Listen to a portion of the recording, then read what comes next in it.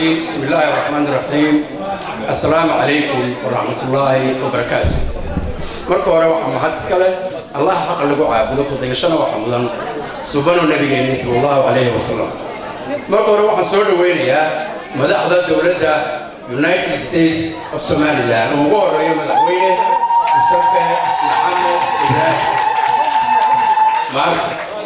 أو الله بحياة دي لها نفتي نودا يا مداي وأنا شاء الله يمكن أن تسود ويوم حواليها وفافنتا دي لها نفتي نودا حسن عبد عين عشاء نحريسي اللي بالبلي كنا عطوا وعن دوني أنا سود ويوم ونما هالنقا أمد الصومالية شنتي صوماليا سوء أجيبي مرتقات كان أفدني هدي أي تاي جيبوتي هي هدي أي تاي صوماليا هدي أي تاي كلا الكشنات لما أمد الصومالية مرتقات كان سوء أجيبتي الله مهنقيا وحن تعالى هنا إياك هالله أمد الصومالية ميري جوكتبا وحن ولا رمنا إنه أمد الصومالية وحن بيجي أنا كم بودانا أمد الصومالية عدو جودو وعدو غير عدو جودو وعدو غير عدو غير وعدو جودو أنا إثيوبيان أولا عالم أولا منهم وحنا مدة الصومالية لا هاي ولا مدة الصومالية وأنا نوم هالنا إمارتي كاي كسر قريب كان الحفلة ده لارين تم مدحوينها هي رئيس الوزراء وحنا دافع وحنا متكلي ودافع أنت أنا كل جود بين سيد محمد عبد الله حسن وها جالسين الصومالية وها نيكي أمدا أفك الصومالية أكو هذا شا كلا دلالة بجميسي وحنا لنا ذلك هذا أمدا الصومالية ديجان كيجا كيف تجيني أبان وذلك لنا أمدا الصومالية وحن تعالى أنا إياه أقول بس إذا كبر عبرتي حكومتنا هي واحد كبر عبرتي هي سيستم كاي كبر عبرتي السوشيال ما ينام أنت حالة ذلك إنه كتيره أما قبل هذا إنه كتيره هي دبعتها لكن واحد السوشيال هنا واحد يقول عبرتي حكومتنا هنا كسر قبيلة إحدى تجارسي بوه iyo waxa la yiraahdo sharci darrada dulmiga isku dulnoolaanshaha iyo qabyaaladda meesha ku gaadhay inaan ka saaro ayay u dhalatay xukuumadan systemkan soo qaadanay muddo dheer baa laga hadlayay aqoon-yahanada isugu yimid muddo dhowr bilood baa laga hadlayay aqoon-yahanadaas loo yaro iyo aqoon-yahanada lahaay fara badan waxaan isku daynay 60 sanadood ee Soomaaliya ay jirtay ama Soomaaliland 60 sanadood ay jirtay dhibaatada ilaa 60 ina haysatay iyo tamaanta ina haysatay waa isku mid different ma kala laha waxaanu raadinay bar system aanu kaga bixi karo gees Africa kaga bixi karo Africa kaga bixi karto Soomaaliya dhamaanteed ay kaga bixi karto waxaanu soo helay system ka maanta xukuumaddan ku socoto oo ah federalism في السيستم كاس وأول لوجو تجابين أفريقيا ولا لوجو تجابين أيام واحد متعال عمان تقول إنه كنت تجابينه سوماليلاند واحد سويني أو فكرتنا كم دوبي أو قوة لا دوبي oo ka wada hadlay awdal state ama safeer awdal maakhir state iyo khaatumo intaas way u dhammaan ilaa bariga la asqoray ilaa meesha la yiraahdo ceelaayo iyo sayra waxay ku heshiiyeen in gobol kasta uu madax bannaanaado asafadana gobolka inuu madax bannaanaado cashuurtiisa inuu madax bannaanaado booliiskiisa inuu madax bannaanaado waxa la yiraahdo governorkiisa inuu madax bannaanaado wax kasta oo aasasa oo dal gobolkaasi leeyahay waxa system ku yahay in wax la yiraahdo secretaries oo gobol kasta tira islaaga ka timaado oo timaado guriga maanta loo yaqaano baarlamaanka gobol kasta tira islaaga ka timaado wax doorasho la yiraahdo oo qabiil lagu soo baxo ama adduun lagu soo baxo oo la isku riixo qabiil la isku riixo oo faran la isku riixo waa ka talaabsan waxaan u bedelay in tira sida ay tahay secretaries lagu soo baxo guriga la yiraahdo guurta waxaan u bedelay golaha uqaasha iyo salaadiinta maxkamadda sare way ka madax bannaantay booliisku gobol kasta localkiisa iyo central police iftira islaaga ayuu systemkani wataa waxaan u garanay systemkan inuu systemka keliya ee cadaalad soo celin kara ee wax wada lahaanshiya soo celin kara ee ummadda u xaqaybin kara soona celin kara cadaaladii iyo sinaantii iyo xaqaybsigii inuu kan yahay baanu aaminsanahay si doonaa inaan la yiraahdo Jamiila marka ugu horeysa barnaamij aan soo dhaweeyo hablaha sharafta leh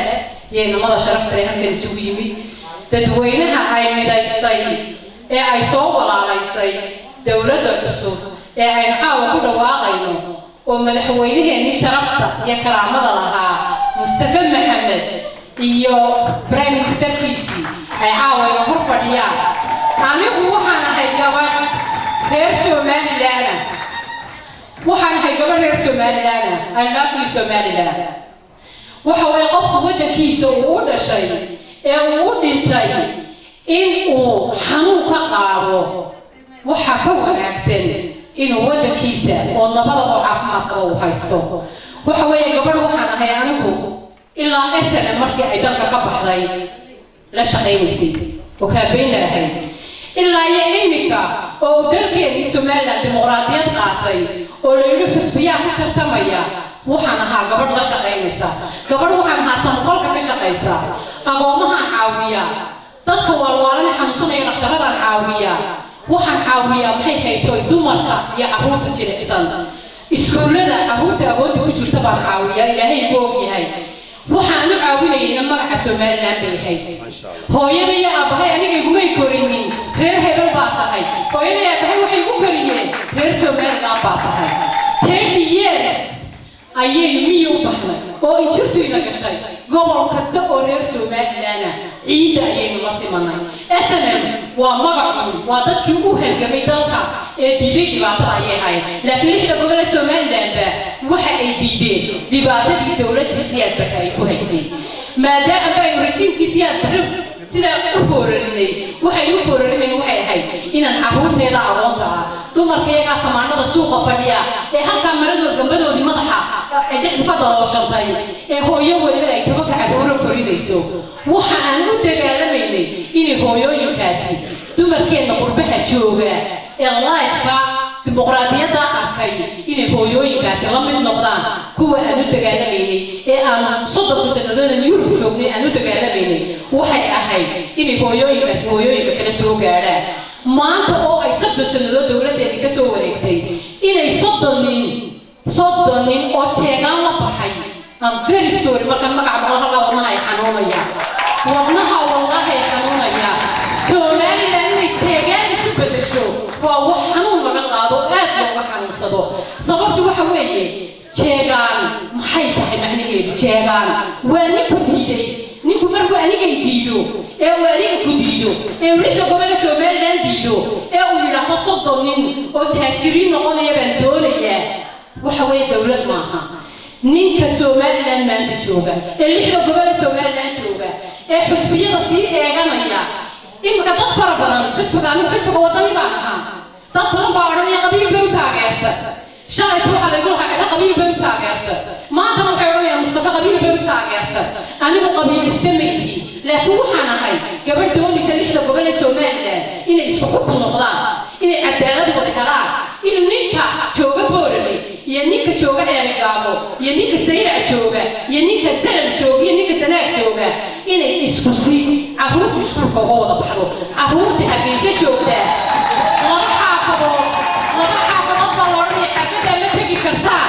وعهورتين إن قبيلة موجود بكو بروجات وعهورتين الله برو ما قرنا يسألني عهورتين على قشافات وأركيسين سوشيال ميديا إن عهورتين حاجة هي لو بكو إن غير إن هي على يسأل بكو هي معها وإن يرجع هذه لقلبي وإن يرجع لقلبي يا كحمي ما تحوينياش شو كانت تبيه كحمي كل مية ما هاد دولة عسوبي ما يدارني سيرايا موتبيني سعيد كباتشوغا مصطفي هديه شرف يا كرامه ودرك للدوني او ودرك حوغي او بوغي او انقوب جوغي ودقي يلا سياسيات ما نقول نلا شيدا والله ما سياسات نقول نين عن رختك ولا شغينا رختك كوارا اي يقول جميله ما انت مضل نقطع كل عمر وما بين عيسى سيدين صنوات بيت سينيه ادي ركوع هاي ودينا ادي كل مياه هاي حتى ما مضل نقطه مدير في مكان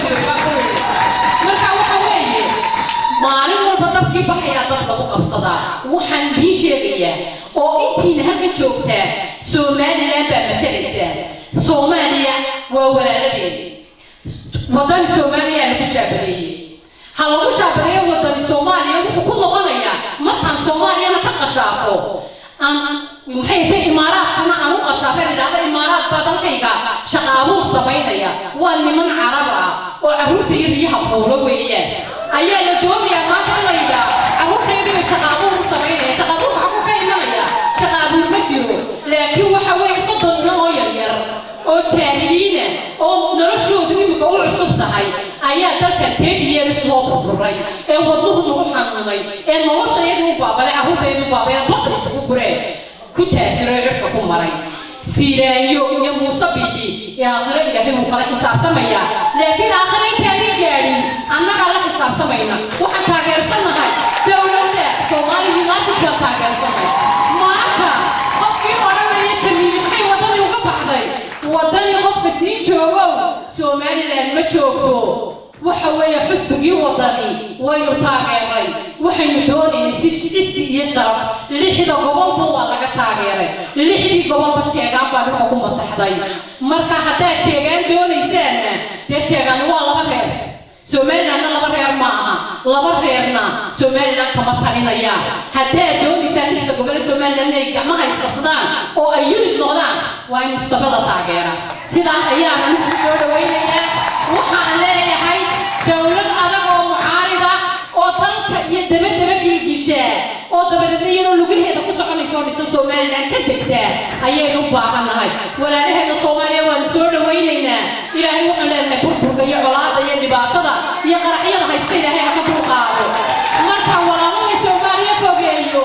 ee ay Itoobiya soo dhaweyso maxay Itoobiya aniga tahay waxba imaaha waa dawladda jaarnay respect bay ka mudan tahay laakiin dalkayga ninka Soomaaliyada koonfur jooga iyo ka Hargeysa jooga waa walaalo markuu jeegaanka aniga ay diiday ana gabadh isaaqa markuu isaaq diiday magala birsa wuxuu oqolay maya marubahanta uu oqolay waa maya moortegala uu oqolay waa maya lixdii gobol Soomaaliland baa la kala kaxeeyay maanta laga bilaabo Soomaaliland waa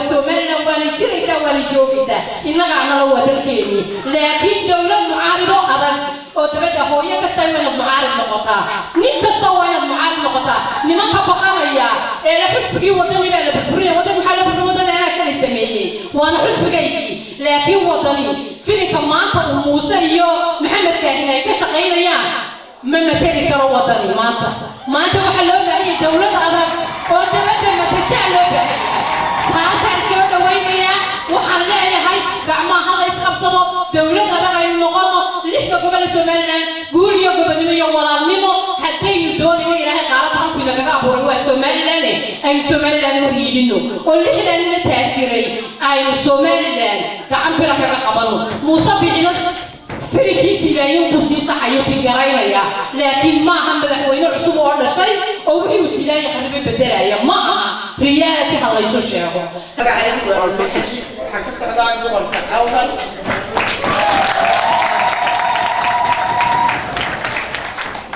وحكى السعداء قبل كأول ما دراني هذا الكلام لكن لما كنا نقول رأينا في الكشف أنا قمت كي هربات ذكر أول وحنوهاي أنت وحنوان أول مستيقظ معارك كهيد بنوهاي إما كنا هدي عادي نقول أنا بصراحة كان نقول بدولين لما إلهي نهدي أنا ما أقول لك أنا عدالة داية سنان كارثة هدي أنا والله إنه ونحل من والله إنه أنا ما كسبت يا رب هذا من هاي معارك أول مستيقظ يا سوكيس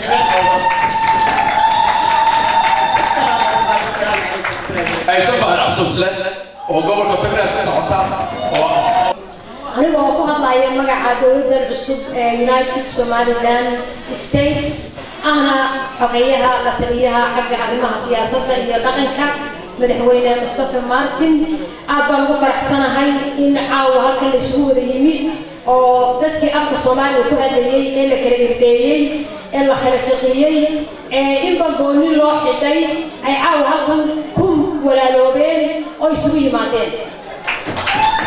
هذا الواحد لما يصير جميلة يعني لما يصير هذا الكلام بتريو يلا وصافتي إن عدي عن كل خطوة ما قاعد يحكيس هتبين كانوا يقولوا نقدم بيه أول وصوت هابتي صول وصوت هابتي سنة وصوت هابتي نحن قبل سوماليلاند لبعضه ويسامس أنا جرب بينك وهو إن ما تنقل عليه وحنا إلهي كرتينا سوماليلاند إن أنا مدينه دولة يونايتد سوماليلاند ودولة بالبادين لهي قرنك أردن السكان لهي ولا الصوماليات إلا كرجلية أشجعانتو أي برين واش تخص ما يصير أي ورديان قفنا يا قفنا يكون بتشيلين سوماليا لجينيا سوماليا لتجيا سوماليا لجينيا هذا مطلوب ولا له إنه غير سوماليا وعلى كل مسلمة ولا له ونوتجينا ونوحدنا شاها ونسولوينا إسكودران يسكودي بوينا وحنين كدي يا يدكو خوفن على كبروجا على كبروجا على سوماليا لقد بقوة هذا دين ما يولاجان دني ما يولاجان ولا ما يولاجان وحوقته ما أنت لبرر أو شيران ذكي كتليان إلى وحول بيبقاتين إلى وحول بدك كسحين وحن يكون بورينا إلى تاجرتان دولة السوق United Somaliland States مرلبات وحنا مهدعين يا مدحda sharafta leh oo inuu ku soo dhaweeyo wariyaha qaariga kaltuun muuse oo laba kelmadood dawladda ku taageeraysa waxa isugu nimcaan uu ku dhaco waxaan caawa isugu nimcaan soo dhaweeyno madaxweynaheena Martin iyo dawladdiisa oo aan aad iyo aad u xumaynaan magacyada soo qabanaysa dhamaantiin aad iyo aad baan salaamaya runtii waxaan leeyahay ku soo dhawaada London نقطة دولة دسان أو شرطة أو جوكتة أو عدالة كوابكات أو أمد السلطة كنتي دولة وين والله أنا دولة ويسكوت فربتها كنتي لكن دولة دي وحين نقدر دولة عدالة فلسطينية شيء وقوه هي بالعادة أو بهاي نوع عدالة دي مش الجواينا وحياة بلاد بوي كرداتان أو كردعان أو مثلا اسم آمنان أو كردوتان سومالي هذا إنه نهاي نقشة عدالة غير عادية بين وقدرنا أمة الإسلام إنه نهاي لكن عدالة وحياة منقارنة أمة كاغي أقول وقوها بسيطة أيام عدالة أنا دوسمين أنا دوسوري إسكويتا أمضان أو الويري أما مدحوينه ونقع أما هوغان ونقع أو هوغاني مركا أنا كنت واحد يكون دعاني هنا حق عدالة أوغاتا عدالة أوغاتا وحلالي حديك حماني بجرته أمضان ما كنت يقولون بحياتي أنا نقول دولة هنا فرحة بدن ليجرا كل أنا يمكن موسى بيتم يلاذ متبين وياه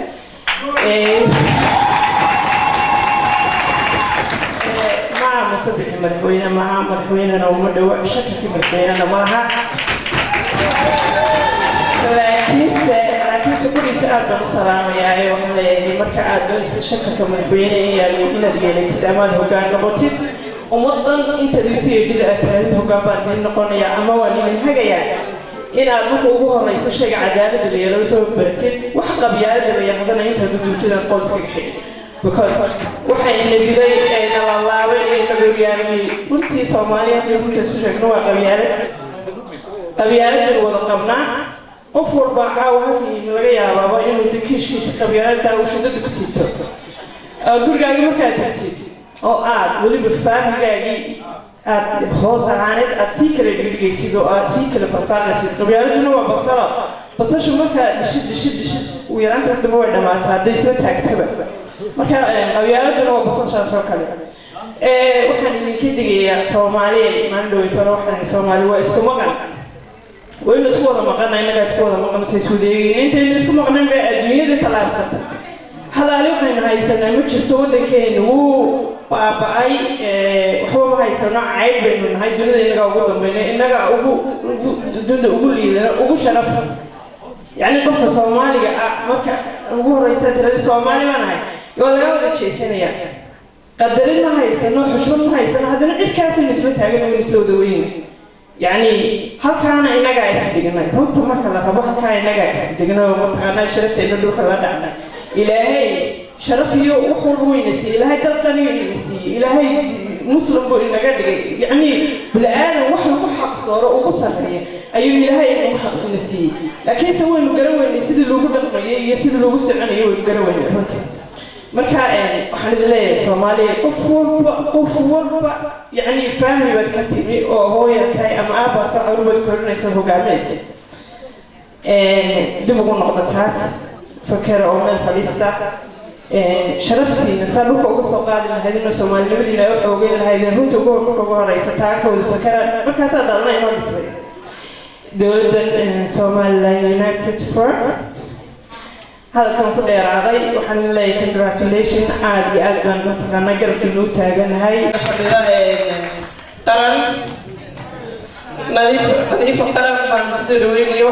waxaan halkaan hambalyo iyo bogaadin horta ugu dirayaa dhammaan walaalaha United Somaliland State anigoo ku hadlaya magaca haweenka qaranka Soomaaliyeed waxaan soo dhaweynayaa UK madaxweynaha Mustafa iyo ra'iisul wasaarihiisa iyo xukuumadda dhammaan wasiirada iyo martida culus ee dowladda ka timid waxaan si gaar ah aan u salaamayaa uguna hambalyeelayaa walaalihii soo agaasamay xafladda quruxda badan ee ah soo dhaweynta madaxweynaha ay soo agaasameen oo ay ugu horeysay walaashay Shamis oo leeyahay Shamis aad baad u mahadsantahay iyo dhammaan reer White City waxaan kaloo soo dhaweynayaa dhammaan odayaasha iyo siyaasiyiinta haweenka qaaliga ah aad baan idin wada salaamay horta waxaan u yeedhayaa dilaa nafti loo daayo boqor ka socda gobollada Maakhir waa boqor Maxamed Ali Looyaan waxay baran hadda ilaahay daawan ka weyn waxay loo xigtataa waxay u baahanahay Soomaaliya u baahan tahay Soomaaliland u baahan tahay waa cadaalad iyo wada noolaansho dhulkeenu waynaga balaaran yahay waynaga badan yahay haddii magaalo kaliya Soomaaliya oo ku filan intaas waa taa idinka weynay 20 sanadood iyo dheeraad baan taagnaa annagu waan Soomaali doonayna Somaliland inaanu helno Soomaalina u gudbino laakiin alxamdulilaahi rabbil caalamiin hadda noogu socday maanta tan maanta jirta waa maamulkaasna khalad waa samayn karaa wanaagna waa samayn karaa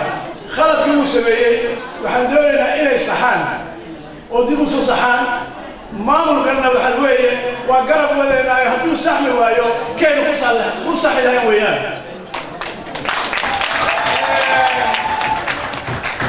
midda labaadna waxaa loo baahan yahay sida maamulkan uu sheegay degme kasta iyo gobol kasta inay isxukumaan majority-ga waxaa ah gobolka Sanaag baa gobolka ugu weyn isagana ugu hooseeya xagga dhaqaalaha xagga waxbarashada xagga dhinac kastaba oo horumarineed waxaad ogtihiin gabadhii Mareykanka ahayd maalintii dhawaato timi ee tabaxdayna ceelgaabo tagto oo 2 goor ugu xidhay burco oo la yiri ma tagi kartid iyadoo aysa TV-ga ay ka soo baxday taasina waxa weeye waxa aad looga xumaado weeyaan 20 sanadood gobolada sanaag hadday noqoto baran had intaas sool intaas wali sool hadda ku sameeyay marka waxaan leenahay dawladda Soomaaliya waxa la geerjiru geelaba wada jirtaa waana kala jirtaa Soomaali waynahay ilaahay bay naga dhaliyay afku naga dhaliyay diintu naga dhaliyay dhulku naga dhaliyay ma dhaafin karo meel kasta ay joogaan Soomaali baa lagu oranayaa qofku yaqaanaa ma jiro Soomaaliya waxa kan laakiin inaynu cadaalad isugu nimaadno wax wada qaybsano haddaynu aragno iska islaacno laakiin inaynu wada xisaab ka qaadano oo miiskooda fursan waa ku khasbanahay ninna ma diidi karo Ethiopia jaarbaynahay dad jaarbaynahay xurmaan isku leenahay laakiin Soomaali baan diidayaa Ethiopia la qabanaya carabna waa qabanaya Soomaali maanta wax ka dhacay Hargeysa ilaa ilaa Soomaaliya ma soo geli karto Soomaali dadkii Soomaali la baxay xabad laga joojiyay diyaaradii laga joojiyay taasi waa wax aad u khaldan weeyaan boqor saakalaaqay waxaan suuliga waa cadaalad doon waa runta waxaan u yeerayaa inaan muuse geer jiray السلام عليكم دمانتي بعض بدي السلام يا waxaan soo dhaweynayaa marka hore madaxweynaha iyo wafdigiisa qiimaha badan ee looga yimid North America dalka gudihiisa marka labaadna waxaan salaamayaa ama soo dhaweynayaa dadweynihiina ballaaran ee meel kasta isaga yimid ee soo sharfay imaatinka madaxweynaha ama dowladdiisa cusub Soomaalidu waxay ku mahmaahdaa haddaan hadal hadhin aniga haray looma hadlo hadalka qiimihiisii ama waxtarkiisii dadkii aniga igu horreeyey baa yidhi haddaan soo koobo nin baa wuxuu yidhi laba nin oo walaalaha baa coloobay way garnaqsadeen wuxuu yidhi niman baa yimi garanaya waxaynu isu nahay laakiin aan garanaynin waxay naga dhexeeya siyaasad xumo iyo qabyaalad dadka la geliyey baa naga dhexeeya laakiin taan muruga ka joogay waxaa weeye dad walaala ah oo wax badani ka dhexeeyaan dhaqan leh oo diin leh oo dal leh baynu nahay reer Soomaaliya dadka goobaha Somaliland ay xafladooda ku qabsadaan yimaada aad iyo aad ugu mahadnaqaya waan soo dhaweynaya reer Somaliland waxaa leeyahay ninbaa bir wuxuu ka sheekeeyey bahalaha la yidhaahdo shabeelka iyo riyaha ayaa waxay riyuhu ka cawdeen inay shabeelka la garnaqsadaan in nabadgelya dhex marto shabeelkii iyo riyihii markay garnaqsadeen shabeelkii wuxuu oggolaaday inuu riyaha nabadgeliyo iyagoo sidaa ku heshiiyay waxaa soo gashay salaad maqrib shabeelladii mid ka mid ah ayaa salaadii ka saaray oo malaa wadaad ahaa orgii yaroo xagga dambe salaadii ku xidhanayay waxaa dhinaciisa ku soo xidhay shabeel weyn baqdin baa gashay oo shabeelkii isagoo salaad sahwiya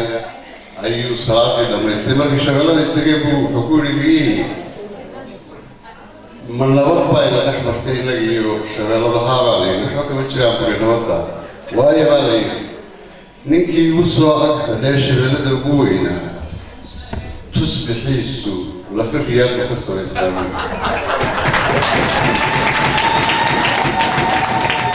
taa waxaan ka socdaa dadka hogaamiya ama masiirka dadku saaran yahay inteena joogta maanta iyo mustaqbalka jiilka soo socdaba isweydiin mayno waxa tusbaxoodu ka sabaysan yahay umana baahnaydan uu sheegay marka taana reer Somaliland aan ugu leeyahay gaar waxa xaqiiqa qofku hadduu waxa idinka dhexeeya si cadaalad iyo walaaltinimo iyo sinaani ay ku jirto uu u maamuli waayo dadkana uu u gaarsiin waayo si siman in laga soo horjeedo dadkuna ay maxaan ku dhahdaa ka dagaalamaan diin kastaa sheegaysa marka uma baahnin maanta dowladdani waxa ay u dhalatay ama fikirkani wuxuu u yimi inaynu halkan aada isaga qabno waynu wada garanaynaa jiilkan inteenan jirtay way ilaa 60kii wixii ka dambeeyey dowladda alaadhaca qabiil ku salaysan musuqmaasuq ku salaysan ayaynu inteenan kusoo wada kornayno u ahayn mara ka wada ahayn waxaan markaa leeyahay fikirka uu sido madaxweyne Mustafa ama isaga waxa dadku doonayo keeni doona ama cidda halka uu isagu gaarsiiyo ka qaada keeni doonta marka waxaan idin leeyahay hala taageero wala soo dhaweeyaa aadna wadkaasi fikraan anu yeelaya insha Allah madaxda waxay soo geli doontaa yar kadib wuxuu ma ka horeysiinaya Ibrahim iyo gabayaro marmar waan yara tuurayaan sameeyo aan farabadnay oo aan idin marin doono weedii sheegay magacay waa Ibrahim Maxamed runtii marka ay dadeen wada aftahanay ay ka horeeyaan hadalku uu ka maayo de waxa ka mid tigida hablii hore iyo nabadii hore ayaa dhameeyay hadalka laakiin waxuuna aan isu soo taagay intii aan garanayo bal inaan aniguna la wadaago 1982 xilligaa ma jirin dogaad ayaa afar ninba ayaa London Time maanta taaganay isugu yimid waxay ka fikireen cadaalad darradii waddankeena ka jirtay Soomaali weynba ka jirtay bal sida looga hortagi karo waxay sameeyeen ururkii asram loo oran jiray oo aad wada maqasheen ururkaasi wuxuu noqday urur siyaasi ah iyo garab military ah garabkii militariga waxa uu geeday 1988 inuu gobolada Waqooyi soo galay marka waa garanaysaan diyaaradaha lagu duqeeyay dadka diyaaradaha lagu duqeynayay ayaa ka mid ahaa 1921 qaar lagu duqeeyay ama awooyaasho lagu duqeeyay ayaa kulli caawa halka fadhiya markii 1988 dagaaladaasi ay dhaceen wixii waddanka ka dhacay way noogay ruuxaantii markii asram qabsatay waddanka dib ay u soo gashay wuxuu maamul islahayn uma ku baadeen waddanku cadaalad helaya maadaama nimankaasi cadaalad ka dagaalameen laakiin 27 sano ka bacdi maxaa dhacay baynu isweydiinaynaa runtii hadallo imaka waddankii haddaa tagteen hadallo la ilaabay oo aad odhanayso xilligii dictatorshipkiisa yaa darre ayaa la isticmaali jiray ayaad ka arkaysaa imaka dadka awoodda haysta oo isticmaalaya haray madaxdan waynu sugaysaa laakiin laba oday baan ku darayaa cali baan u yeedhaya insha Allah soo dhaweynaya waftigan ballaaran halkan u yimiday wacyigelin midnimo iyo soo celin Soomaaliyeed annagu haddaan u heerayno haddaan reeshi isxaaqtin runta waxa weeye waxbay isku markaad soo gashay wixii aan isku ogeyn ilaa maanta ma hayno idinkama hayno ورنا هدان سدان هدات سدان سو دواada wadaan waxay hadiye jeerka hadallah hadii uu nahno wala dulmay wala laga isdulmay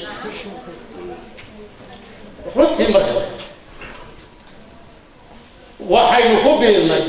lixdankii caalamkaas ay la tagay iyagoo midahna waynu wada lahayn caalamka 50 يدي بلا سبيل عمل وين ولا تقدي وين ولا لومي تلل السوق يبعد انقرش ومركوي وضع يسكن بوها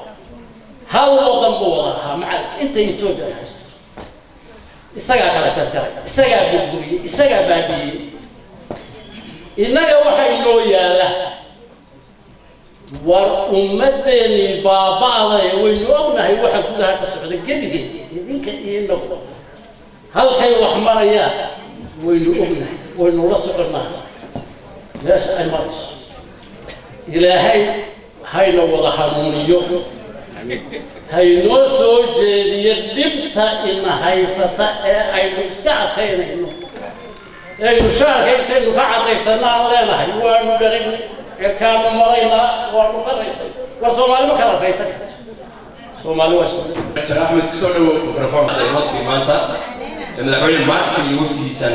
halka kan aan kusoo dhaweynaya waan uga mahadnaqaya bismillaahi raxmaan aniga runtii waa xafladii ugu horreysay ee somalilan yaan imaato reer soolna waa anigoo reer sool asalahaan kasoo jeeda waa xafladii ugu horreysay somalilan kasoo qayb maxaa yeelay sababta aan ugu soo qayb geli jirin waxay ahayd dadka hadday caadifad ku dhisan tahay heer ma gaarto waxaa moodaa bisay hadda uu jiro oo ay muuqanayso xukuumadda iyo dowladda cusub ee markhaati ka tahay isbeddel inuu jiro bisay dadka halkan joogaanoo ku dheeraanaya qof kasta waxaa ka codsanaya horta inuu halkiisaas xorka ah maskaxdiisa inuu xorka ah oo uusan wax ku dhisin caadifadiisa wax ku dhisin somaliland juhdi baa la geliyey waa laga shaqeeyey maamul baa laga sameeyey nidaam baa laga sameeyey ciidan baa laga sameeyey kala dambeyn baa laga sameeyey laakiin abaalkeeda lama gudin abaalkeeda gacan qaldan hadday gasho oo dadka la hagi waayo maxaa imanaya markaa jil cabdullaahi waa la iska daba meeraysanaysa ta kale haddaa dadka cadaalad samayn weydo iyo sinaan oo waxa loo sinaan waayo waa isku nacay dadku isku nacay ummaddu isku nacaysa dad isjecel 18 May نشيرة أيه هذا الحوالي أبا إن أنت سوي بيشبه الوايس اللي تقول كمية عيالي زمان لا ولا نعسي زمان لا تطير نعسي أو ما نعسي كما سوي بيت حفلة ما نعسي دتي هو جات وهي ما نعسي واللي الصومال دروس الصومال كل برتنا تصور خلاص برجع على هاي حكومة الأسبوع وحنا بنجيني دولة الأسبوع دلوقتي وحنا بنجيني إن بالسيف ضد مصيبة وهذا دمر كأضرب سوق الجريح الذي تناول مهنا نغيا رجع المدير بقية كمان لا كبقية يا مش شيء ربط يعني إنسان كاتب بس اللي يويدني وأنا حر نقطة أفكار حر نقطة دولة النمو واحد تطور كيف أنا كان مسألة كتير وعلى دريان وعلى ضد واحد رمان داير ضد واحد رمان داير تعلمان أنت دوبنا أنت دارك حين أنت دوبنا أنت دارك حين دارين كنا نتجه إلى الدباب بتاع دولة دجسوا واحد دجيا ودنا واحد دولية ضد واحد رمان وهي الكادة من دنيا اليوم من توسوسها أغلب دكسون كواس كنا دمان ضد واحد رمان ضد كنافذة ضيعنا تستطيع أن أنا هاي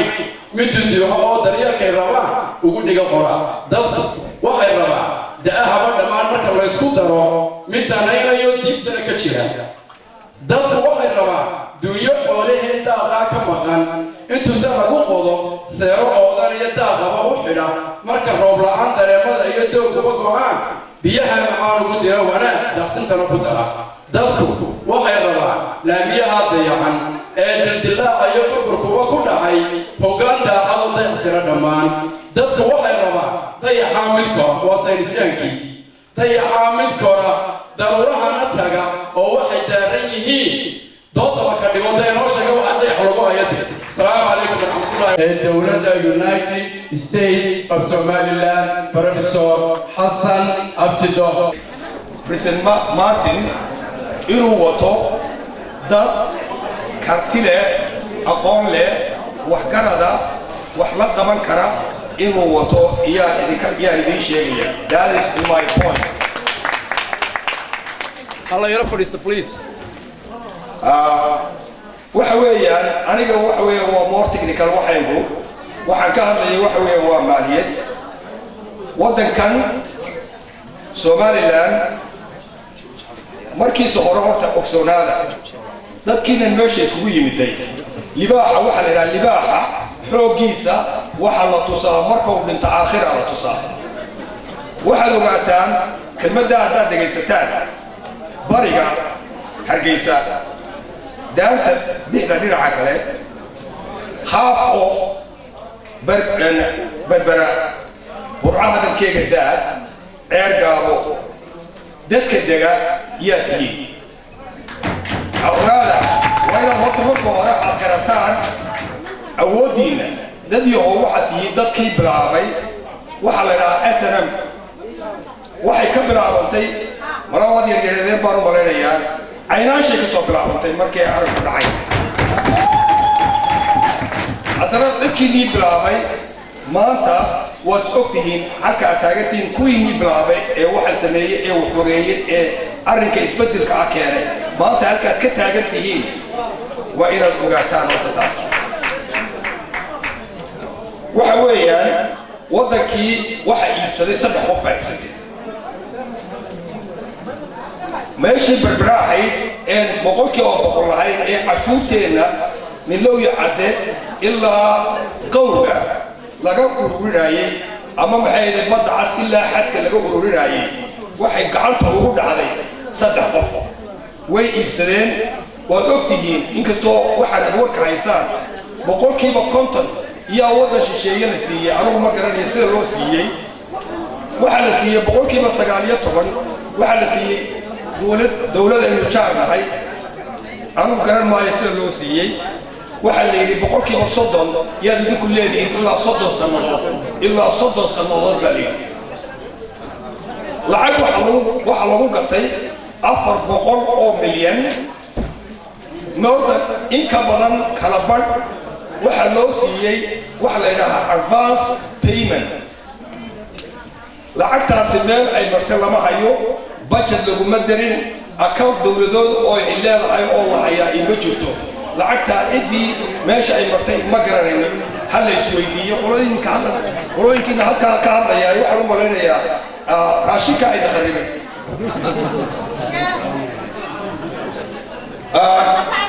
berbera waxaa ka yimaad waxa sanadkii dhoweyd lacagtii berbera ka soo baxday boorka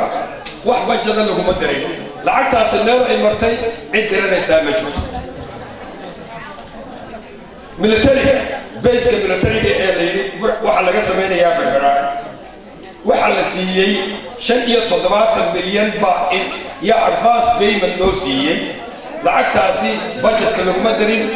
meel lagu qoran yahay oo account ay gashayna ma cadda lacagtaasi meel ay bartayna lama garanayo 250 milyan dhegaysa hadda 250 milyan iyaa waxaa laga qaatay kambaniye macdanta baara oo ka baara simoni gacan libaax oodweyne boqolaha hargagan holhol oil iyo sanaag mountains gold ama gold laga helay maxay ahayd sanaag lacagtii la qaatay ee lacagtii advance laga qaatay kambaniyadaasi meel ay martay iyo meel ay ku qoran tahay haddaad dhegaysanaysaan waxa weeyaan ma jirto hargeysa boorka furdada waxaan u jeedaa airportka hargeysa 10 milyan bay kuwait bixisay 2 milyan baa la geliyey 8 milyan ee kale meel ay martay lama hayo berbera airport kuwait lacag bay bixisay dollars oo badan bay bixisay si garoonkaasi innovation loogu sameeyo ama loo cusboonaysiiyo wax la qabtay iyo shaqo laga sameeyey ma jirto lacagtiina meel ay martay ciidamo og waxaa jirta 160 milyan oo bixiyeen weel banka iyo Europeanka ay bixiyeen oo loogu talagalay gobolada Somaliland in lagu develop gareeyo dadka ceelo loogu qado beeraha lagu hagaajiyo waxyaalo badan oo development loogu qabto lacagtaasi 160 milyan meel ay martay meel ay ku qoran tahay budget ay gashay intaba waa la waayay reer Yurubna arrinkii way ogaadeen that's why jibceeda qurumaha ka dhacaysa loo geeyay in ay Somaliland tahay meesha ugu corruption badan Soomaaliya markii uu Axmed baa looga jeeday waxa la iibiyay waxa la iibsaday qoladaas interest kuma aha waxa la iibsaday 3,200 oo hantidii dadka ama guryaha ahaato ama dhul ahaato iyaa la iibsaday lacagtii lagu iibiyey budgetka laguma darin meel ay gashana lama hayo gacantay gashana lama garanayo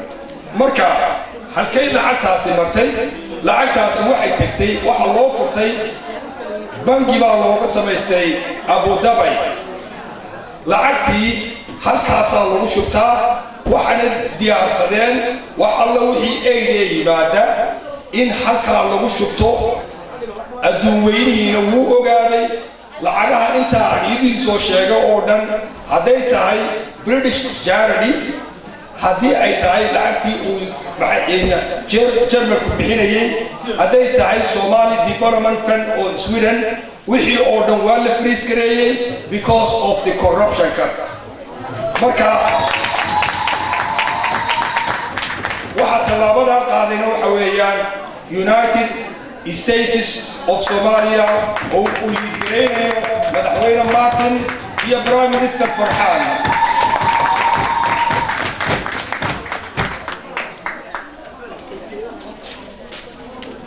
anigoo hadalka intaa idinku soo koobaya waxaad ogaataan dul idiin maqani ma jiro dadkiinni waa wada liitaan wixii adduun weynuhu ugu talagalay sidaasaa loo weecsaday akawntaa loo samaystay qof kasta oo idinka mida waxa waajib ku ah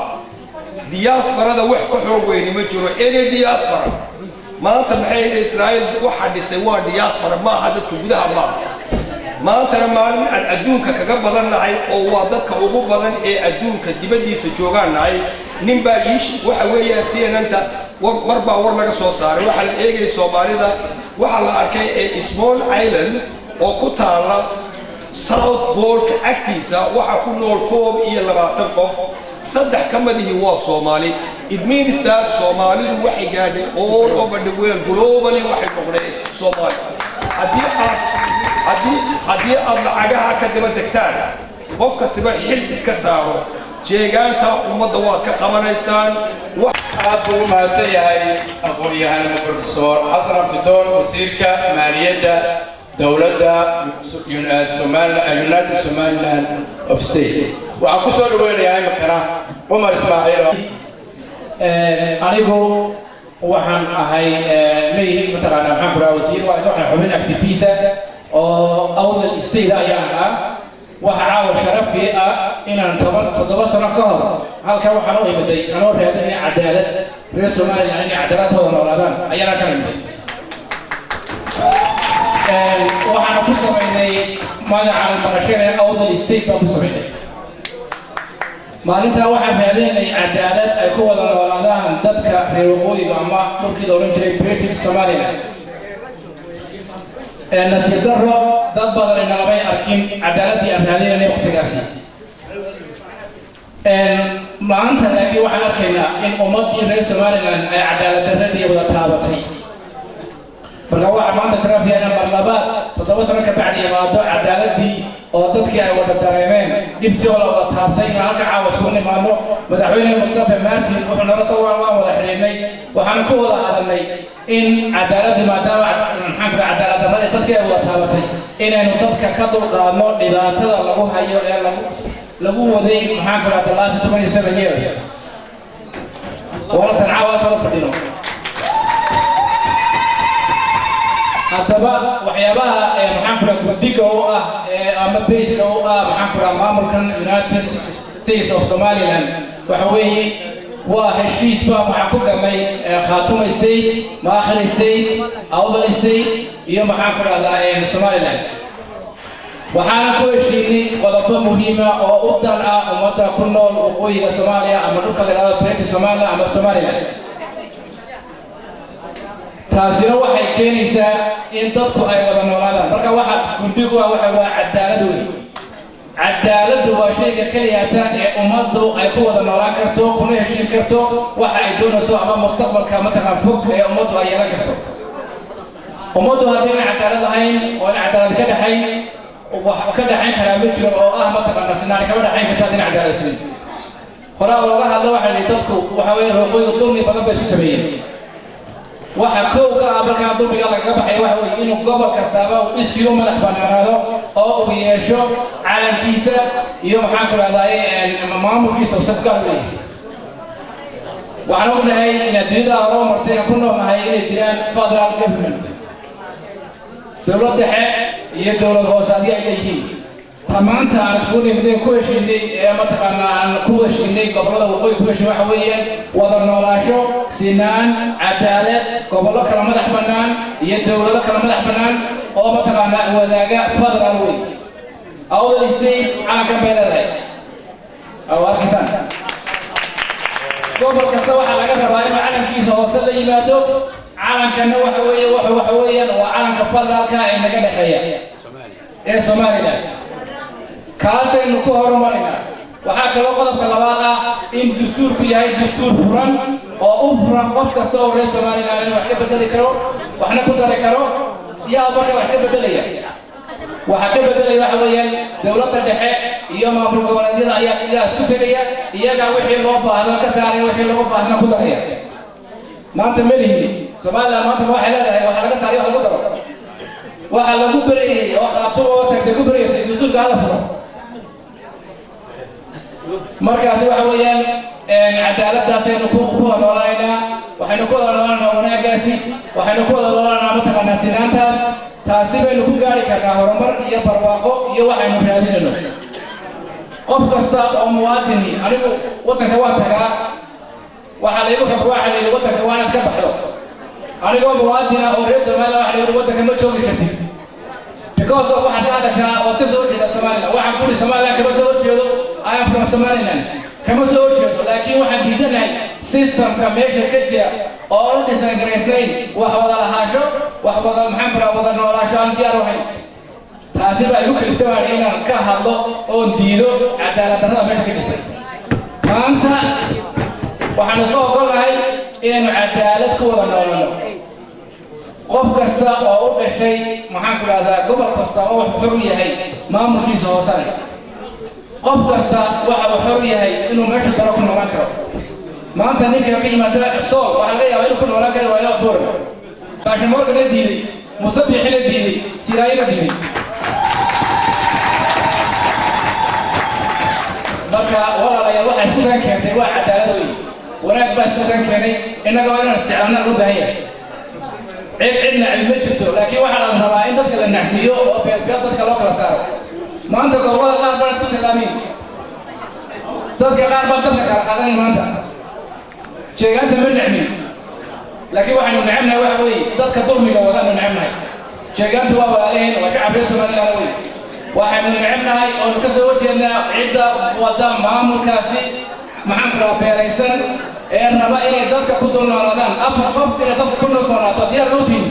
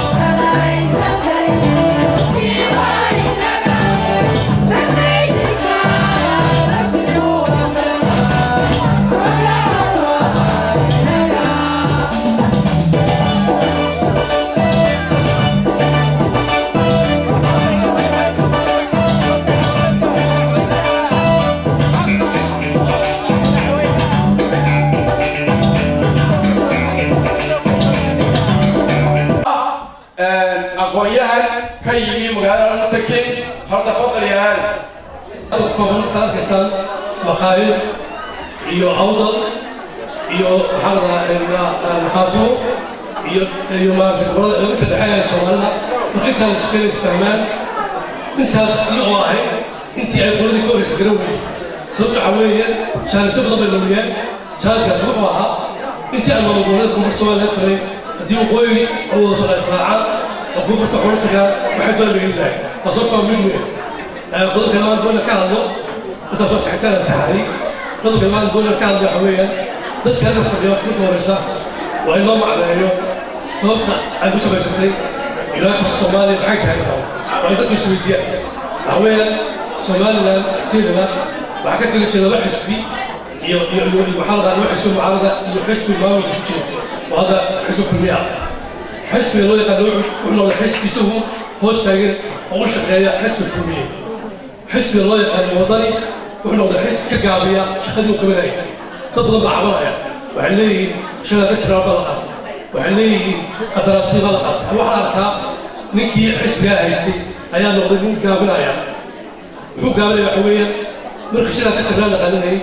أما قدراسي لقدرني ودك علم نسينا إنت ما وفدي وعقل عليه كهذا وعقل عليه متعارض وحاصل مشكلة مركا نبكي مشي هذا أنت حويا ونبقى الوضع السي الحزبية مش تبقى أركيين قربنا مش بس حكي خبر كده واحد أوكي مركب تعالى أول وحمرك جدكم أقولي الدورشين كده على السير دول ودعين مركب حزبي هراء وكبر ما كشفت عرفت كده على حوي عالم هذا ما هيو حزبي ضل كده عين أو مرتي مسلماسة مرتي قعام بحي ودنتي جود بابي وهذا الدين لودر الصومال لما يعوض بدل يا هيمتو هذا بدل عالم كا حس بجالس في الشمال وحبك من كل وقال ودنتي جود وضيعوا والشعب يضيعوا المرة اللي عليه عالم مجد لكن عرفت وين يقول على الصومال لا إيش صاير شو هاي البابا هاي هو حس بينو عصام صراحة مركا لما دورنا كم بابي أسير كده هو مركا وضد كوي هو كبير وكل واحد حدود مركا إلى قضية بعدين كده نستخدم بعدين كده مرينا نستخدم لو قلت مهمة أو رنا محا قلنا الأمور أو صوت حمل سويت الشيء حين بحوي لابد الحسبية معارض كواحد ونواب حسبها في الشغل لكن ما هو كان راتك عتوا يومينا وحدولي يا مركز يمشي قبصدان حكم من الكويستان ودور جسوا بوبل سلم لنا عن مرة مسيدين سادتي وحلو بعد المركز حسب كده قلت كده أو حسب كده مامون دولت كده وعد ساينا والله تعالى كده أنا ما قاعد أسكت مصطفى مارتن وأنا أخوي هذا وأنا نقلي هذا جماعات كنت على أمريكا كده تعب كده نقلها وأنا بدك شغلي أمريكا وأنا جبر في كوميرس أمريكا وضحكها وأنا برانتي كرتله وأنا أولي وأنا ما كملت شغلة تعالى كده لكن أصدره عبد الرحمن بس كان ضمن مارتن وإن الخير يسوي لكن إنه كانت تذكرك وأنا يوري أنا يردي ما حصلتني هنا على الجوارمين وكانوا قال عنك المدة وحقيقة يردي. السلام عليكم ورحمة الله وبركاته. ماذا شرح الضرر هواك خيّتنا خيّة عقاشة يدمر مدحونها هيو رئيس الوزراء هيو بوليس وزير ذا لما تحقق السلام يا السلام عليكم ورحمة الله وبركاته. الحمد لله رب العالمين سومالنا تاريخ بال بي سومرتي أنا waxaan la dhaleeyo ku barbaartay Soomaaliya ruuxaantii taariikhdeedana ka dhageysan ku 1999 magaalada Burco ku 1993kii xilqarmeedkii goorma dugsiga Sheekh Cali Jawaar aniga waxa kamid ahaa odayaashii guddiga Soomaaliland u dhigay oo Sheekh Cali Jawaar oogay Sheekh Abdullaahi ilahay amrigiisa siyaasad anaga ka dhalinyarada maanta wax loo muuqata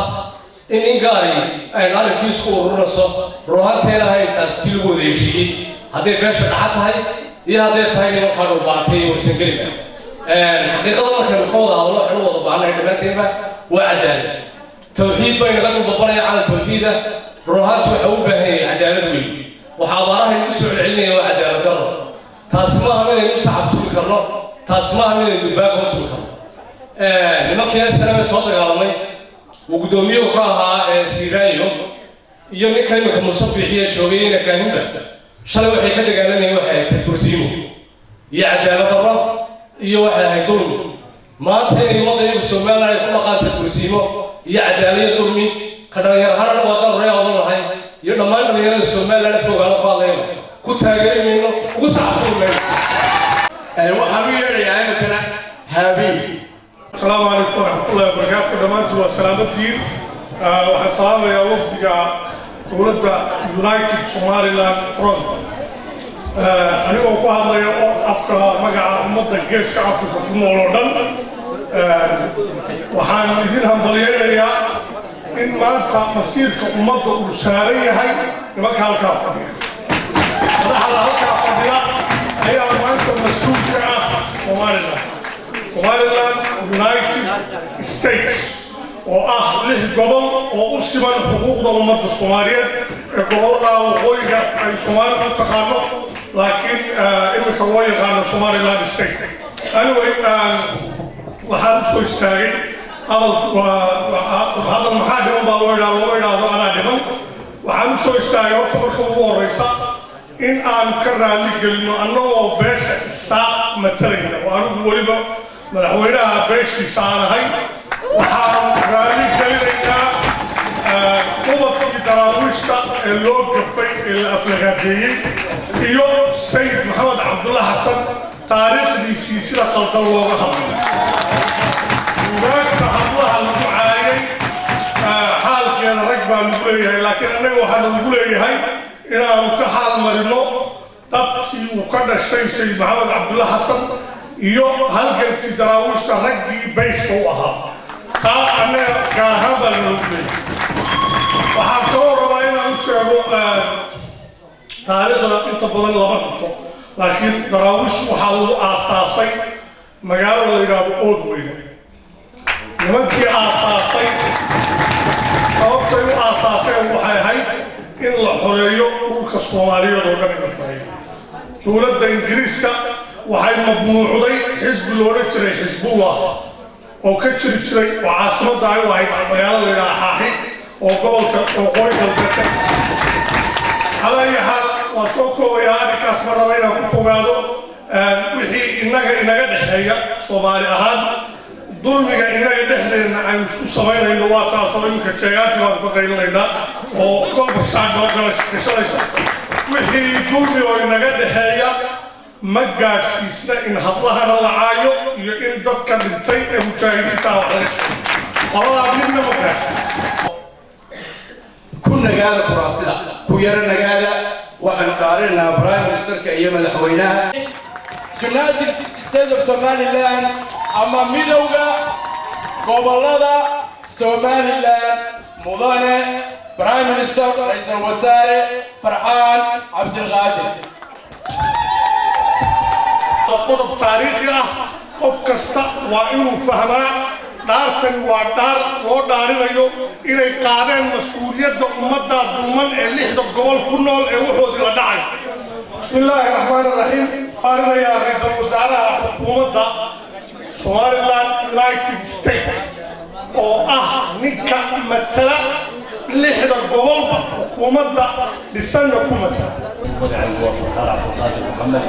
waxaan ku dhaaranayaa ilaahay hortiisa intaasoo ummadda u daawanaysa oo islaamka ah in aanan wax dulum ah iyo wax cadaalad darro ah in aanan marnaba ku dhaqayn dadka aan xilka u qaaday. mudane Mustafa Maxamed Maakin waxaa hayaa waa kitaabkii ilaahay muuse uma malaynayo inuu culayskiisa garanayo cadaalad darrada uu sameeyey. Mustafa oo ah madaxweynaha dowladda United Somaliland Front United Somaliland State oo ka kooban 6 gobol ee Somaliland isagoo gobolka Togdheer ka soo jeeda laakiin intuba ay u siman yihiin isku xuquuqna u yihiin. anigoo ah Mustafa Ibrahim Maxamed waxaan ku dhaaranayaa inaan ummadda reer Somaliland ee aan matalo gaar ahaan dowladdeena iyo maamulka ay matalaan inaan wax xaqsoonno oonu kala siinno wixii ay kala lahayd. waxaan ku dhaaranayaa maanta caawa inaanu reer kasta deegaan kasta iyo gobolka xuquuqdiisa gaarka ah tixgelintiisa gaarka ah iyo danihiisa gaarka inta u tixgelino waxaan kaloo ku dhaaranayaa caawa inaan ilmo Soomaaliyeed haddii aan kari kara awoodeyda aanu gaajoon aanu dalxumoon aanu silin waxaan kaloo ku dhaaranayaa dadkii aan soo arkay ee tabaradaasi haysay haddii aan wax tari karayo inaan waxba ka hagan waxaan kaloo ku dhaaranayaa inaan qofna kuwa cadfurin intii karaankayga oona siyaasadda ka dhigin wax jara raac ah oo laisku cimiyo ama laisku faqtiyo waxaan ku dhaaranayaa inaan ka saaro siyaasaddan ficilka hoose ah ee ummadda reer Somaliland isku hayso waxaan sidoo kale ballan qaadaya haddii aan karo biyaha iyo shaqada iyo abuurka wax soo saarka waddanka iyo nabaadguurka iyo dhalinroga ku dhacay waddankeennii aanu ka hadli doono inaan wax ka qabto gaar ahaanna waxaan ku dhaqayaa ummadda Soomaaliyeed iyo reer Somaliland in aayaheedu yahay isku mid qof kasta oo jooga deegaanka Soomaaliyeed waa qof Soomaaliyeed ilmo kastaan wixii laga wadaagtigelin waxaan ku dhaaranaya intaa wixii aan ka qaban karana inaan ka qabto si daacadayda la shaqeeyo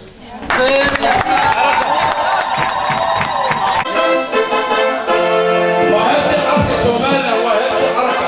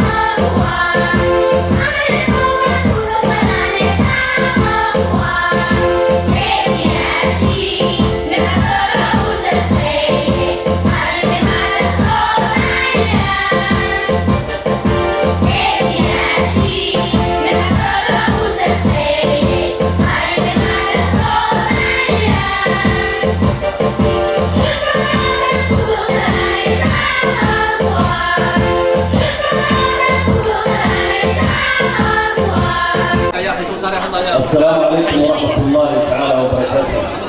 official oo noqday Prime Ministerka United States of Somaliland. aad iyo aad baan ugu faraxsanahay inaan ka noqdo xubin ka shaqaysa waddanka Somaliland. anigoo ka soo jeeda gobolka ama deegaanka Maadle haddaan wax yar ugu noqdo taariikhdii Somaliland annagu ka shacab ahaan runtii waa maalintii ugu horreysay noloshada imaatay xaflad Somaliland lagu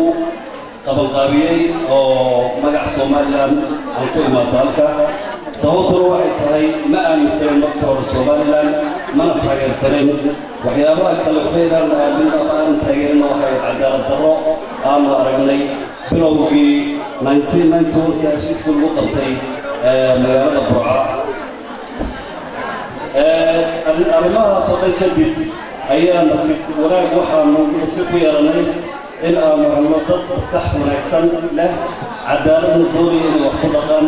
dadkaasaanu siyaasad noqonnay annagoo aad iyo aad ugu faraxsan inaanu isla shaqayno Mustafa Martin oo ah madaxweynaha United States of Somaliland iyo aniga oo ra'iisul wasaarihiisa ah waxaanu isku afgaranay inaanu nahay dad isku siyaasada isku mabda'a isku qalbiga isku soo wax u arka xumaanta nacab dulmka nacab dadka u dhashay Somaliland oo xaqooda la dulmayna ka soo horjeeda صعبك يرمي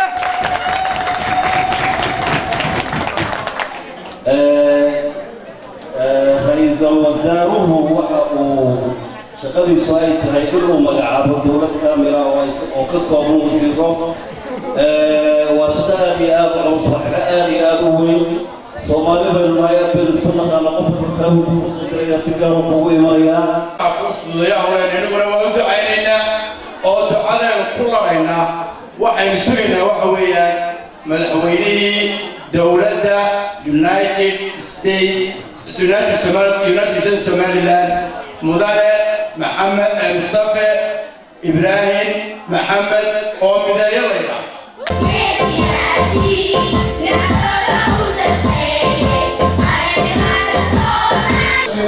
waan mahadsantiin aad iyo aad baan waddan ugu mahadnaqayaa runtii aad iyo aad baan ugu mahadnaqayaa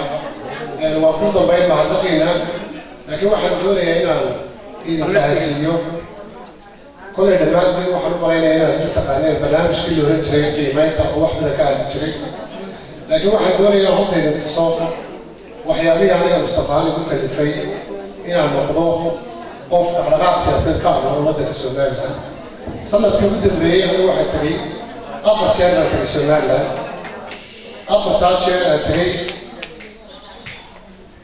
6 gobol ee somalilan waan tegey haddaan idinka soo bilaabo awdal waan maray ilaa dila ilaa guryacaw sidoo kale gabiiley ilaa hargeysa ilaa berbera inta u dhaxaysa waan maray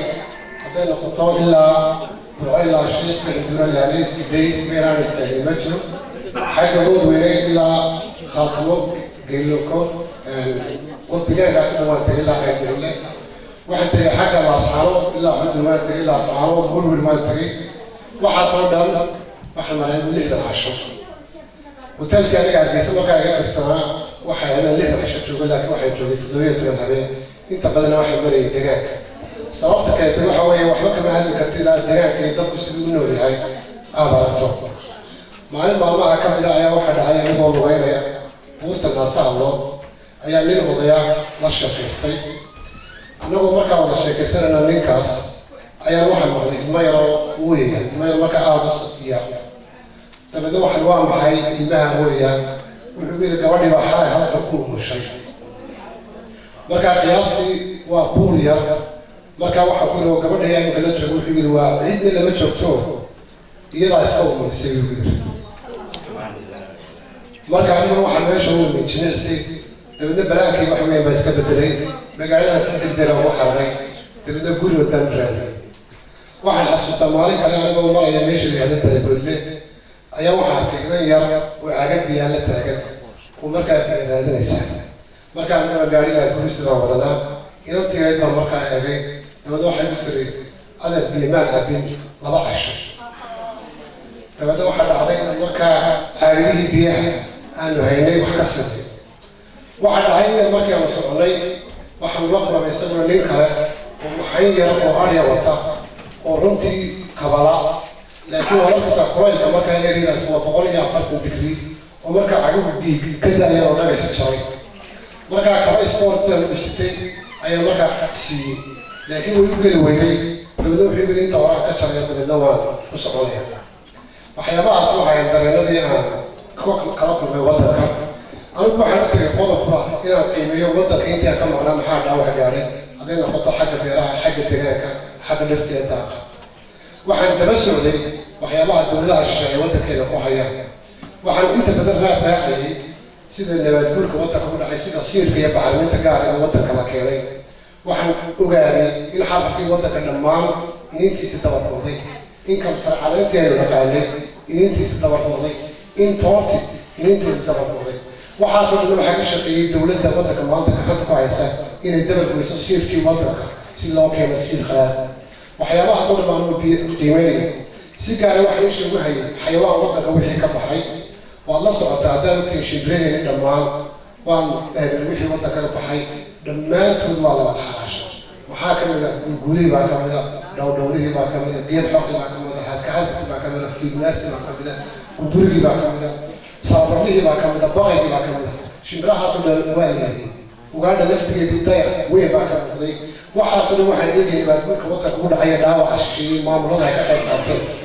waxaan kaloo eegay midhaheeni iyo sida dhaawac u gaadhay hadday noqoto hohobtii dhafaruurtii xagiiyadii iyo jabeeladii waxaan markaa halkaa ka raacayay noloshii dadka wixii dhaawac gaadhay waxaan kaloo eegayay kalluunkeenni maxaa baxay fursadihii qaaliga hayn lahayn waxaan arkay buuraheennii oo dhaawac weyn dal shisheeye ay ku hayaan oo la dhabarjabinayo buuruhu waa qayb ka mid a astaanta dalxiis iyo wanaagga ummadda iyagoo dhaawac weyn loo hayo dalad shisheeye loo qaadayo waxaan markaa dareemay dalkii xoog weyn ugu socdo burbur iyo dhagax aan kasoo soosan karayno markii aan madaxda ummadda kula sheegayna waxaan arkay inuu jiro gaab knowledge dadka markaa waddanku gacanta u galay inay lahayn aqoonteedii iyo karismadeedii iyo wanaaggeedii markaa guud ahaan waxaan la imid dhaawac weyn oo anigii gaadhay ayaa waddanka kala soo imid arrintu waxay noqotay markaa maxaan qaban karaa maadaama aan qof ahay waxay noqotay markaa inaan aqoontii markaa anigu aan hayay ee ku shaqeeyay ummadda gaadhsiiyo anigu waxaan ku shaqeyn jiray waxay oran jiray sectorial investment advisor waxaan ka shaqeeyay bangiyo badan waxaan jiray kaysas badan oo ummadda u sheegay markaas waddanka jiri ayaa wuxuu sameeyey xuquuqdii biyihiisa ayuu ka iibiyey kambani xuquuqdaas waxay ka dhigan tahay biyihii ayay yidhahdeen xuquuqdooda laga iibi malaayiin dollars baa la qaatay maxaa dhacay dalkii markaa jiri dadkii reer guraaga berigii dambe waxay isleen biyaha ka caba harooyinkii iyo jirlaamooyinkii iyo maqoradii waxaa dhacay in markaa mijarooradii biyaha ka qabsan jireen dadkii dayarta ah xashuur lagu soo rogay dadkay biyo cabi waayeen oo ay kalimeen waxyaabahaas oo dadkana waxaa keenay markii kontraagyo aynaan garanayn aynu saxeixno anigu waan ku shaqeeyay waxaasoo credit default swap baa la yidhahdaa waa system qofku caymis mustaqbalkaa loo geliya hadduu khasaaraya hadduu faa'iido laba oo wax aad iyo aad u sophisticated laakiin waddankiina madaxdeena la geliyay iyagoo weliba fahamsanay isku soo wada duub kolley waa sheeka inaan ka biyoobin laakiin waa dhaawacyada waddanka gaadhay ka mid tahay baddii biyihii buurihii iyo degadihii dadku inta badan dekedda ka hadlaan ku dheeran waayo in badan baa laga hadlay waxa la kala iibsaday maaha qolofta dekedda waa dhiib waxa weeyaan waa joogga dheera biyaha cuntada ummadda reer Soomaaliya xuquuqdoodii ayaa la kala iibsaday waxaa jira wax la yidhahdo risk management policy adduunka la kala qaato oo baddeena lagu kala iibsado waxaana suurtagala trade-ka adduunka oo dhan hadday noqoto Far East, Asia iyo Yurub waddankeena ayuunbaa suurtagelin kara haddii kala waa qaali fursadahaas oo dhan waxaan dhaqaalihayna ku noolaan lahayn ee waddankeena ku degi lahaa isku soo wada dub waxaasoo dhaawaca ayaa ina gaadhay markii waddanka anigu aan ka imid markaa waxaan bilaabay inaan wacyigelin degdega xagga TV-ga ka bixiyo barnaamijkaa qiimeynta barnaamijkaa ummadda isku wada baranay ayuu ahaa waan ka gudbayaa waxaan kusoo noqonayaa waqtiga nagu yar awgeed conference horta si gaar waxaan ugu mahadnaqaya dadka sida loo soo dhaweeyey wanaagsan runtii dumarku gaar ahaan oo halkan ugu badan waa lafdhabarta hadday noqoto dhaqanka iyo dhaqaalaha iyo waxtarka reer Somaliland 500 milyan baa Somaliland u dirtaan reeraheena geysaan waxaa dheer dawooyinkii waxaa dheer saadkii waxaasoo dhan idinka ayaa qabta marka horta waa hawl aan ka mahadnaqayno waxyaabaha badan ee waddankii geysaan waddankiisuna waddanka ka maarmi maayo annagu maanta waxaan idinku nimi inaan idin dhegaysano oo dood aan la gashaa oo tiraahdaa maxaa qabanaysa maxaa si kuwii hore kaga duwantay daacadmatid annaguna waxaan halkan idinka fadhinaa inaan macnana dhegaysta oo annagana fursadna siiya waa soo tijaabsan xisbiyadii waa soo tijaabsan haddaa aragteen dowladihii hore dadkana bal ee dhegaysta oo fursad siiya marka hadda waxaan idinka codsanaynaa inaad noqotaan ambassadors amba magaranaysa councilors loo joogo waddanka oo ka qayb qaatay halgankan isbedel doonka ah markaa lagu matalayo oo dhan isgaarsiiya madaxda la kulma education baa haysataan fursad qaali haysataan waddan dimuqraadiya joogtaan markaa abaabulkani waa abaabulkiini sidaa ugu shaqeyna waa sida dareenkiina aanu hadba ka aragno ayaa lagula shaqey karna iskaashi iyo wada jirta in wax lagu gaari karaa taa horta waan idinka mahadnaqayaa waxaan kula doonayaa oo tiimkan ama kooxdan aan ku wada soconno wixii isu kaaya keenan idiin sheego waxaan ka simanahay guud ahaan waxa weeye walaaltinimo kalgacal sinaan iyo cadaalad waxaan ugu wada dhacday dareen ah waddankeeni inuu aad iyo aad u sii liito taasna waxaan doonaynaa inaan wax ka wada qabano dadkan waxay isugu jiraan dadkii gobolka hawada hadday noqoto iyo gobolladoo dhan iyo sanaag iyo sool iyo togdheer iyo saaxil intaba way isugu jiraan dowladdan oo dhisna waa dowlad kooban laakiin aan mustaqbalka sii tumi doono waxay kaloo isugu jiraan qabaa'ilkii oo dhan ay iyaga isugu jiraan Somaliland waxay samaysatay system la yidhahdo hybrid system waa system yar oo lagu talagalay wadamada soo koraya ee conflict zone amba ka soo baxay xaalad dagaal laakiin aan gaadhin intermediate heerkii labaad aan markaa gaadhin sida Kosovo iyo East Timor marka waa xaalad hoose oo dhexe conflict resolution kana waxaa dadkii ka shaqeeya Rwanda iyo Kigali waan garan karaya markay dadku iskahaan heerka isgaari karaan calaamadaheedii iyo astaanteediina sidii demoqraasi financial indicators waa la garan karaa marka dadkii wax ku dhahay kala xidhi cadaawad iyo nacayb aad iyo aad u badan waxaan kaloo ka wada daaranaya inaan u ahay qof nacayb iyo siifriya isdheebaasho iyo colaad iyo waxyaabo caynkaas oo galasaan sii horayna ma nihin waxaan dad doonaya sidaan caawa wada fadhiina dalkeena iyo deegaankeena u wada lahaano u wada joogno carruurteena ku korsanno innaga dhammaanteen qurbaynu joogno carruurteena halkan ay ku korisaa luqadii baa ka wadmayna dad qanayaynu leenahay marka horta anu ma nihin dad xumaan wada oo cidda si gaara u faquuqaya waxaa dhacay markii hybrid systemkeena test uu ahaa 27 sanadooda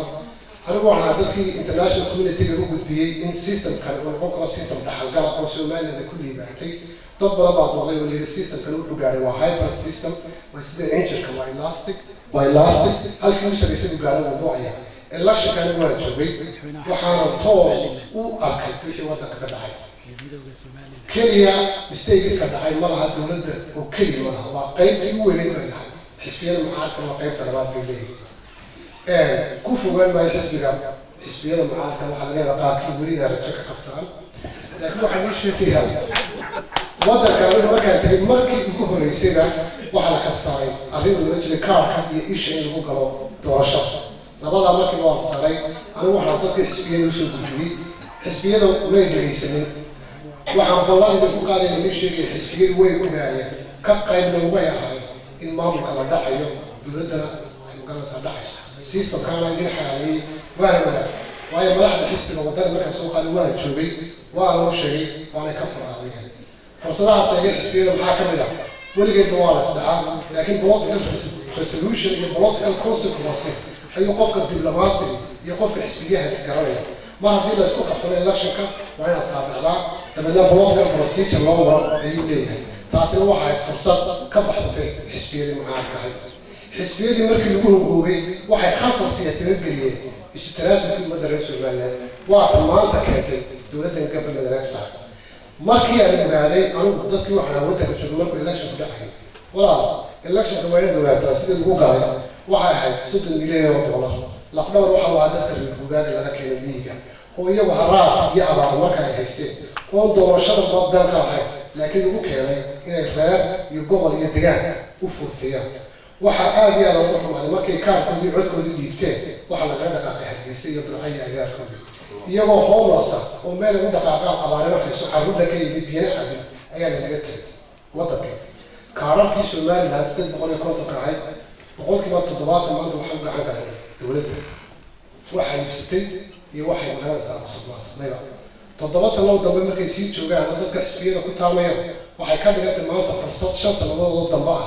ayaad siinaysaa hadana dowladda saddex way ku darsanayaan boqolkiiba 70 dadka kaararka qaatay waa da'da 4 iyo 50 weey waxaan balan mustaqbalka ilaahay laakiin abaaraha isla joogay reer Bugaag intaas dadkeena boqolkiiba 20 ayaa sanadkiiba dhinta waa tirakoobay ay United Nations marka dadkaas dad soo noqon doona oo codaynaya maaha marka xisbiyadu maaha wax dambe oo laga geeyay xisbiyada waxa ku dhacay waa in la kala saaro hormuudka iyo xisbiyada dadku waa dad mucaarad laakiin hormuud sax ah oo mucaarad ma ahayn waa inaad ogaataan xisbiyadu waxay ka qaataan lacag dowladda 550 kun oo mushaara ayuu xisbi walba qaataa dad la xisaabtami kara dowladda ma aha dad iska celin kara dowladda ma aha imkana waxa dhacay income gap ayaa dhacay marka arrimahaas oo wada jira waxaan ku soo noqonayaa dowladda gobolka Nagsaas iyo maamulkan anagu aan ku dhawaaqnay aan ku mideysanahay haddaan nahay awdal maakhir iyo khaatimo iyo dhammaantiinba maamulkan walaa horta ma aha maamulkii ugu horeeyay ummadda ay gobolka Nagsaas ku dhawaaqday 3 wadan baa ku dhawaaqay wadankii ugu horeeyay laga soo tagayay waa Great Britain wadankan ay ku heshiiyeen madaxweynaha loo rajay Gabon ee wadanka Faransiiska waxaa ninkii ugu horeeyay ku guuleystay gobolka Nagsaas wadankiisa ku horeeyay waa sharci United Nations ay samaysay oo bilateral political initiative oo 7 qodob ay ku jiraan 3 wadan baa qaatay 3 kuway ku guuleystay waxa ka mid ah Belgium markii la qabsaday waxa ka mid ah wadanka Belarus Lithuania Czechoslovakia Yugoslavia East Timor Chile Haiti marka system kan idin ku cusub waa system jiray oo dhaxalgal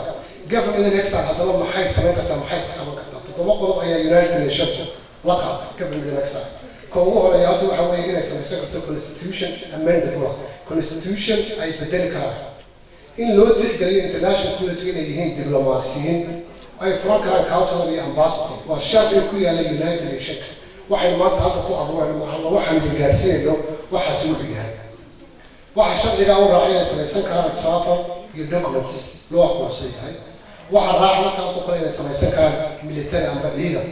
taasna waa qayb ka mid ah United Nations ka bilateral ka ku jirta weeyaan qof kasta oo Google garay kara gobolka Nagsaas waxa ka waraacay inay xisbiya furi karaan gobolka Nagsaas iyaga dhexdeeda ay isdooran karaan marka walaalayaal horta waa system jira laakiin maxaa lagu ku jeclaa systemka markii aan ogaanay xisbiyiinaa laga guuray markii aan ogaanay dadkiina lacagta ka dhammaatay oo dhaqaalada baxay aanba gelin karayninba xisbi aanay gelin karayn maanta calaamadii ay wada jirteen qof qaadi karaya meesha ma jiro waxaasoo wax dhacay oo laga gudbay maanta halgan kan ka duwan ayaynu u baahanay iskaashi ka cusub waa maxay haddana iskaashigaas annagu waxaan soo saarnay systemkan government access laba meelood baan markaana oo ka duway ta ugu horeysa waxa weeye horta diblomaasiyadda somaliland inaan wax ka bedelo maxaa haddaba diblomaasiyadda somaliland gundhigu ah labaaba mid waa dhaqaalaha ka helaan dibadii magacaaga ku helaan iyo dalkaaga iyo deegaankaaga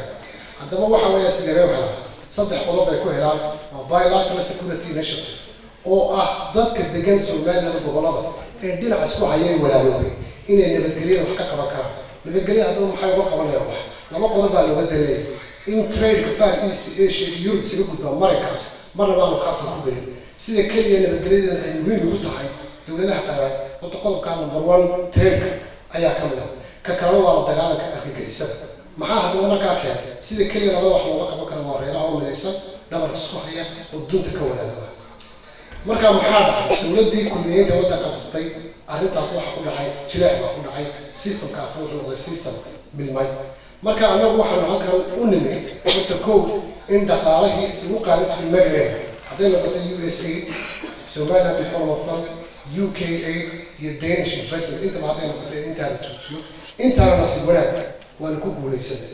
idinkuna qayb weyn ayaa ka noqon kartaa waayo waddankaad joogto cod baad ku leedahay councilor baa jooga haddaad Sweden joogtay haddaad Norway joogtay wax weyn ayaad ka qaban kartaa maanta powerkaaga gacanta ku haysa waa powerka wax weyn lagaga bedeli karo Somaliland marka horta qodobkan anagu ka shaqeynaya imika waxa weeye waa arrintan dibadda dad badan baa ka dhawaajiyay waddankii sidaad u tegaysaan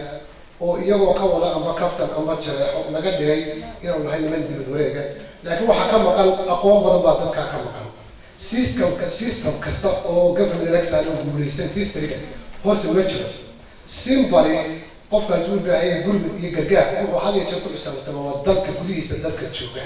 dadlii horta lama hayso anaga lama hayso gobolada waa ka dhisanay deegaankana waa ka dhisanay laakiin anigu waxaan aaminsanahay inaan maanta hub iyo qashin tore la isku ridi kara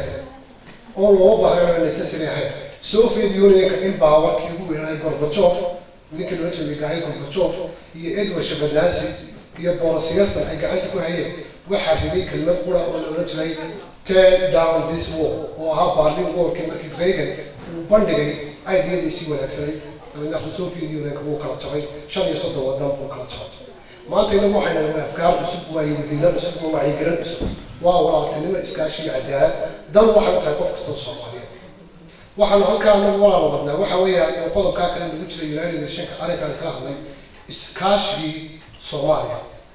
iskaashiga Soomaaliya ma aha wax xun oo laga xishoodo maaha qof walaalkaa wada sheekaysanaysaa haddaan halkaa ku lunto maanta qof Soomaaliya ma oranaysa horta qolamaa tahay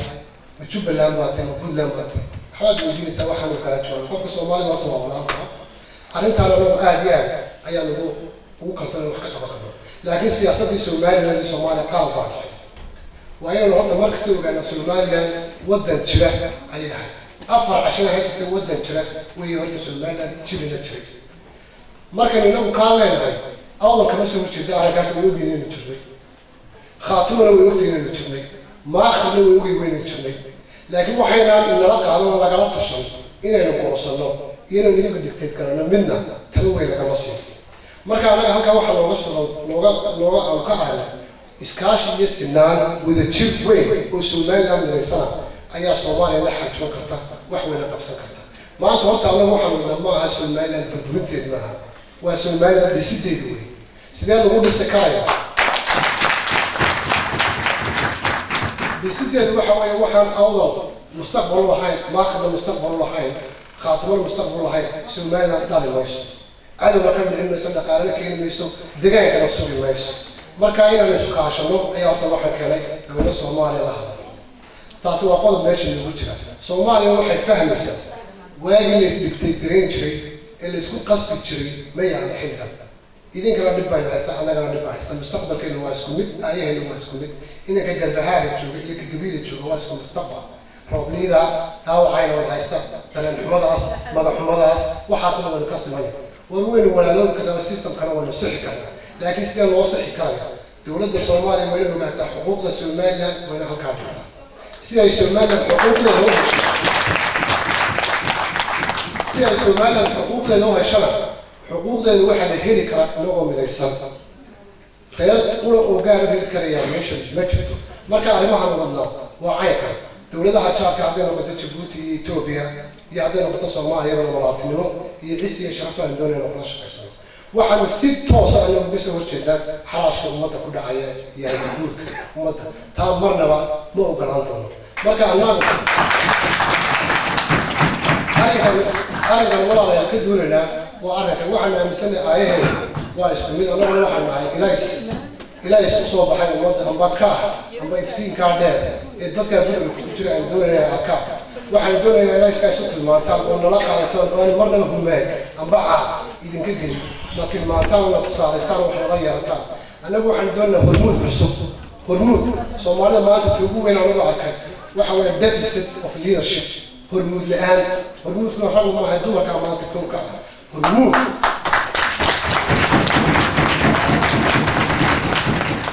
hormuud daacada oo walaal yidhaahda ka kale sideen wuxuu qabanaya ciidana isma muruqayn karto hubna isma muruqayn karto waxaan idin sheegay arrinka Soomaaliya mar labaad ku noqonaya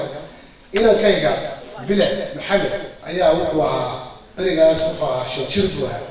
dabadna iskuul buu dhigan jiray waxa la keenay in laga keenay waddanka leeyahay waxa laga keenay gaalkacyo inanka laga keenay inankaas wuxuu qabay dhaawac maskaxda markii klaaskii la keenay macallimadu waxay bartay inankayga barta dabadna inankii maalin maalmaha ka mid ah suuxdinu lahay suuxdinaa qabtay dabadna wuxuu yidhi inamadii bilaha lagu yeedhay dabadna inankaygu u tegey inankaygu la fadhiistay maalintuu dhan buu la joogay dhakhtarkii buu la joogay markii dambaan inankayga wareystaan kule aaba inankii Soomaaliyeed ka waran markaasuu yidhi aaba maanta inankii siishan baa ku dhacay ma suuxdina ku dhaco maanta waa la joogo waxaan ku yidhi aaba maxaad u keligaa u tagtay wuxuu yidhi he is my brother